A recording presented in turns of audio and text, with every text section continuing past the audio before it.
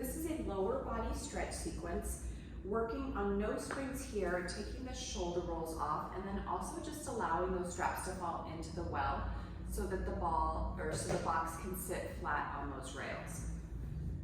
Started by coming into a lunge, placing one leg up on the carriage, the inside leg up on the carriage supported right there, coming onto forearms and taking a deep lunge, holding this position here for just a moment, adding a lateral hinge to open up that front hip just a little bit more, coming back to center, and then working on a twist. So pushing a little further back from that box, placing the right hand in this case, when that left foot is down, the right hand comes onto the rail, and opening up to a twist, holding for a few breaths, and then doing the same thing, but then twisting in the other direction, kind of working on a side angle stretch, using that elbow that's on that rail to press that knee open and get an inner thigh stretch here. And then coming back to bring the forearms on the box, pulling that carriage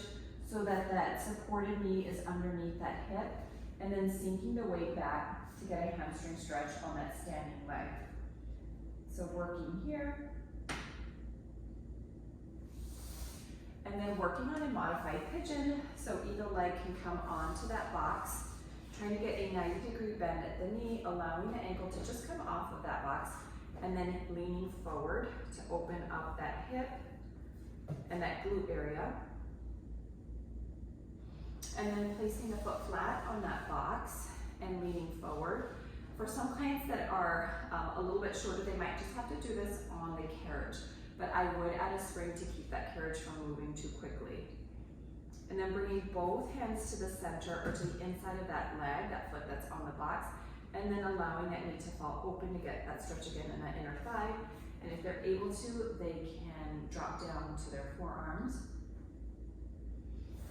Coming out of there, they can come in for another hamstring stretch, toes pointing forward to start. You can have them point and flex their foot to get a little bit more of a stretch in that calf, and then taking that hamstring stretch with the leg turned out, that knee and the toe turned out,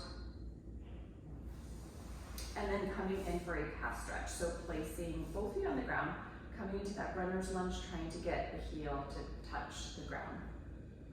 And then doing the same thing on the other side.